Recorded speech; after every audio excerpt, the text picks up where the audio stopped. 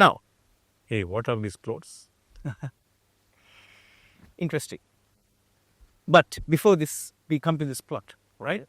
Now, what do you see in this plot? You see frequency. And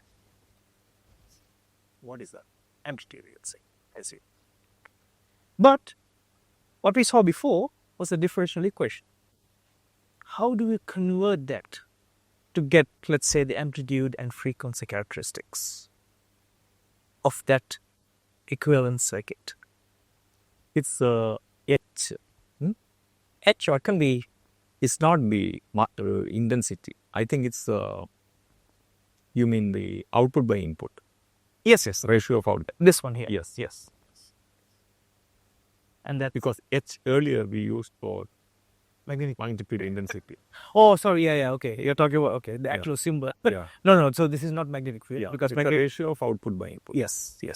So because it's decibel, So it's 20 log output by input. yes, 20 log VO So if the ratio is 1, you get should be 0. That's why it's 0D. should be clarified that maybe.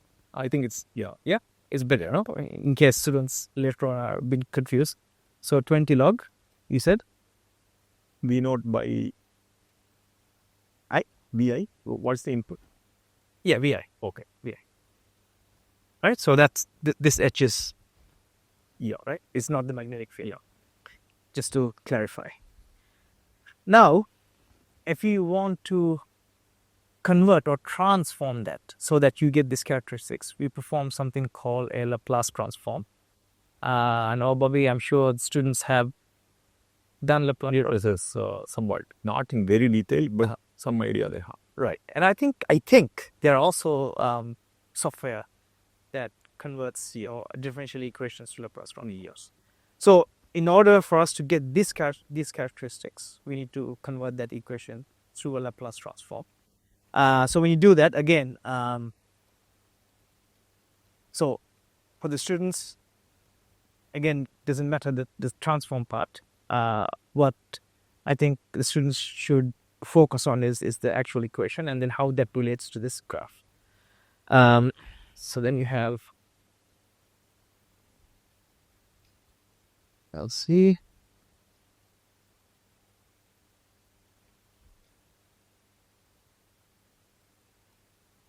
I squared, F squared, and you have 2 by this bit. Now it's still there. It's good. 2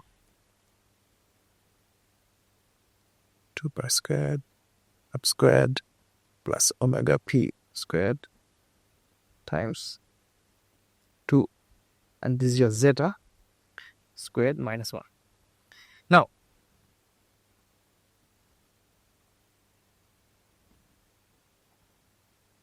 Very long equation. But look at the things that are in the equation. You have your LC, K. You have omega p, right? You have your frequency, okay, and you have your zeta, Okay. right? So everything that we already talked about. So these are the factors that will influence. These are the factors we influence, right? Now, when you look at this graph, you see many curves here, and you see the zeta, different zeta values. What can you say about this curve, Bobby? I mean, is there an ideal curve here with frequency that we should aim? Maybe nothing called ideal. Yeah, right. Because it's ratio of output by input. Yes. Ideal maybe just trying forever in that. Right, but we can see with frequency that kind of changes, right? So generally, when we do this Laplace transform, get this equation, we can have a look at the damping characteristics of that surge coil. So essentially now, if you look at, we call it critical damping. Okay, and in this case, that's this red curve here that you see, red one, right? Then, if zeta is more than 1, we say it's overdamped. What are the overdamped ones? Those below red. Right. See, this comes down, right, very quickly. You also have that are less than 1. We call them underdamped. Right? And those ones are the blue and the green ones. So how would you explain this in terms of the surge coil? Is there a way that maybe if the resistance of the coil is very low, I see the loss component is very low, so it may have that peak here. Underdamped case, this could be. I'm just guessing.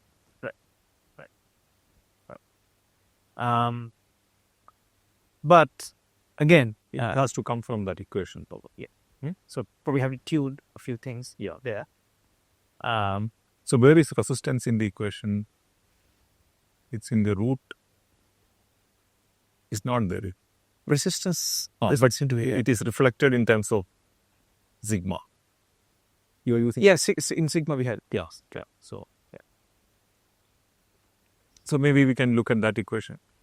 Previous slide. RC by L. And R0. I mean that's your output matching resistance, and that's only. So if RC is very low, so you're saying here you make it very short, which we can. Right. Then delta will be. I mean, we can get delta less than 1 by choosing small r here, right, and large R naught, etc. Correct. So you can kind of play around with this value. Right. Again, depending on the application. So the critically damping, you said this value will be 1. If it's critically damped, yes. So the zeta value is 1. Zeta value. So which is this one here. That one. Right. But zeta depends on sigma and right. But again, because this is again dependent on resistance, but you're right. So you make it small, right? And you're probably getting then close to this critical damping curve. That's what you prefer. Ideally, right? I mean, but I know ideally you would want a straight line. But another nice thing to observe is that it is a straight line for a large frequency range, right? 10 to the power 2 to about between 10 to the power 4 and 5. So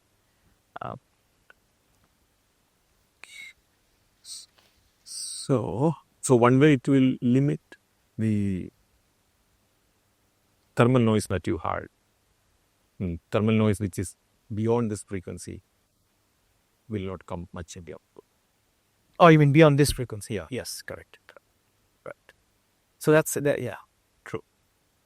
Because if it is just straight line throughout, then I may be measuring at 10 power 3, but all those noise present beyond that will be reflected in my output.